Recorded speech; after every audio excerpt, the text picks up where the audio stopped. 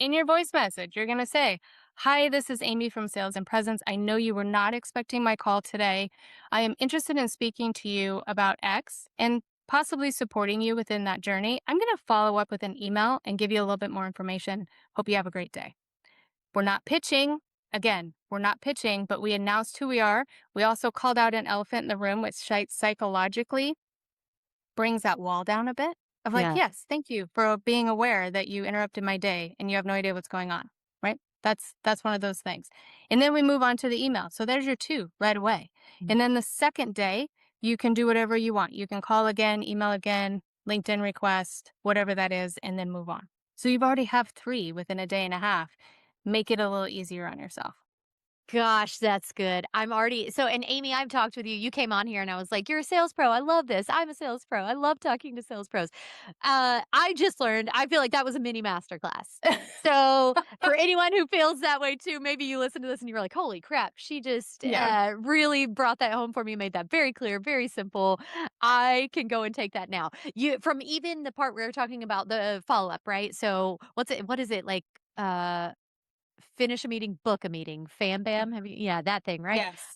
So Fam Bam, and I have done that recently. I just had someone say, "Super excited to talk to you in Q1." I did not go, "I will contact you the 2nd week in January. How does that sound?" I did not do that, and I'm, like, kicking Yeah. myself for it now, because it sounds so simple when you say that. And then I'm just like, cold calling can be just awkward or That's brutal. uncomfortable. It's Yeah. brutal.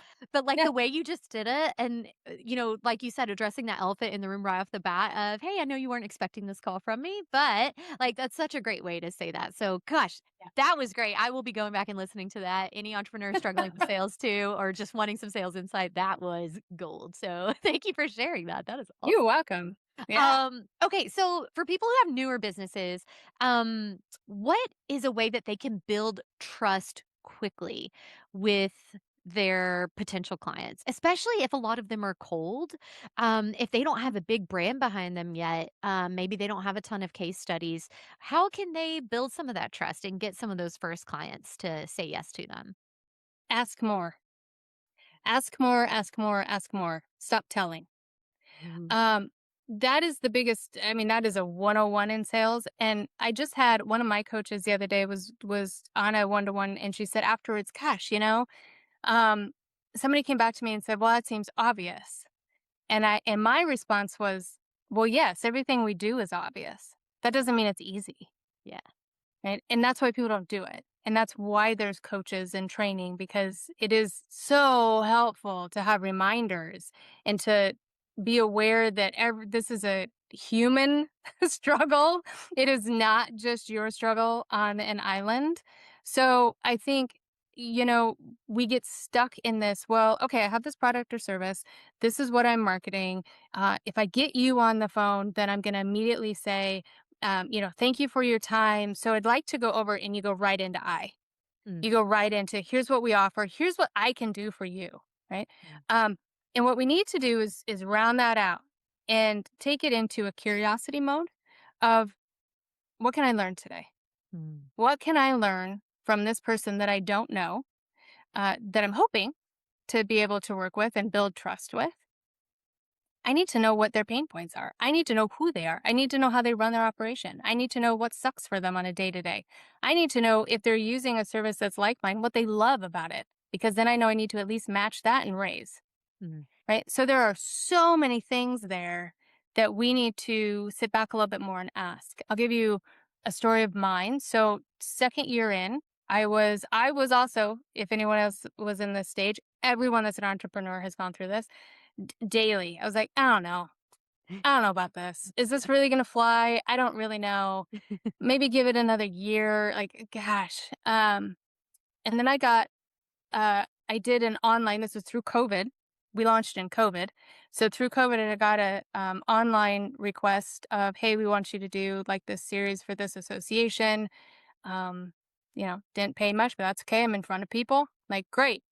That association had two people in it that then went to the larger national association because they knew the national association was looking for something new, some sort of new sales training. So they contacted me. I had never been in that market, that industry. So we start talking. They're like, well, it's a day and a half program. And the first thing that I think of is I have an hour program. I do not have a day and a half program. Like, so I easily could have started really pitching and reeling there. And so I immediately sat back and started asking 1,000 questions. What do you like about the contract you have with the trainers today? What is missing? What would you like going forward? Uh, does anything need to be streamlined? What type of training do they do? Do they do workshop training? Do they have a PDF? Do they have workbooks? Do they have flip charts? Did they do breakouts? There was so much in that hour. I did not talk about me at all. Wow. And what I gained there is so much more than I ever would have if I just said, these are all the things I could do. Because I could, of course, talk about everything that I feel is amazing Mm, in the role that I play. But that doesn't matter to them. That doesn't matter to them. So I would say the biggest thing is to ask more questions. If you are going into a meeting with someone and it's cold and you're just getting to know them, you should have an agenda, some sort of agenda, whether it's written out or in your head. And in that, you should have your talking points, what you want out of it. But then I want you to go back through that and see if how many of those talking points can actually be flipped into a question. mm. That's how you do that. Oh, that's So good. I could say, oh, well, we have a line of training for networking or marketing. Do you want, is that something that is thrown in there today? Instead, I can say something like, tell me about the networking piece of what's going on today within your training. So then Yeah. I'm not coming at it in my side. I want to learn from them. That's the easiest way to switch it is Yeah. to think about what your statements are and how you can flip that into a question. That's so good. And you get way more out of your conversations for Mhm. sure. Yeah. Going at it with a curiosity approach rather than a prescriptive Mhm. approach. Yeah. And so that's the way I host my sales calls too. And you may even go in with preconceived ideas like, oh, this person really is Totally. probably going to need this, right? Their, Mhm. website's a little dated. I think that they would Yep. need help with that. And then really what it turns out is they want, LinkedIn messaging automation, like something you would have never thought of. Yeah. And of course, this is me talking about my AI business here, but Yeah. right. I mean, if you go in just saying, "This is what I offer, this is what I can give for you, I think you need this," well, you don't really know that unless you've talked to them. Mhm. They may already have 5 people in line trying to give them this exact Yeah. same thing, and they've already got someone hired, and they're happy with them. You know, so I think asking questions is wonderful. If I go in a meta version of it for a minute, it's kind of like the podcast. Like, so I Yeah. love doing this podcast because I ask questions. So my goal is to get all of our listeners to learn something or be inspired by our guest. And selfishly, I want to learn and be inspired myself. And I don't Yeah. do it by coming in and just telling my guest Right. what Right. to say or what Yeah. to do. It's just asking questions, and from that you can get just a wealth of insight and knowledge. And I will say on that regard too, then the client, the potential client that will be your client eventually, comes to their own conclusion about what they need. So they're Mm, not people um do not want to be sold to. They want to be a partnership within it. yeah, So we want to give that partnership opportunity. We want to say, because that's way more fun for me. It's like, yeah, man, let's talk about this together.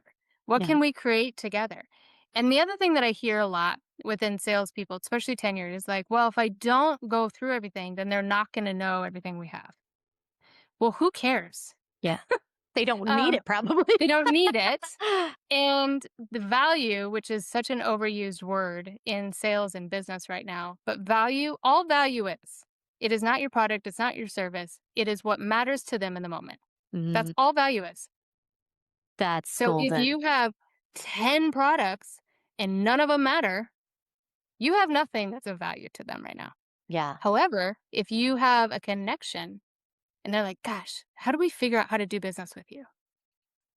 Mm, That's your value. that's And they will awesome. figure it out and they will move that needle with you. Yeah. 100%. That is so good. The value is what the client is wanting the most, is needing the Mhm. most right then and there.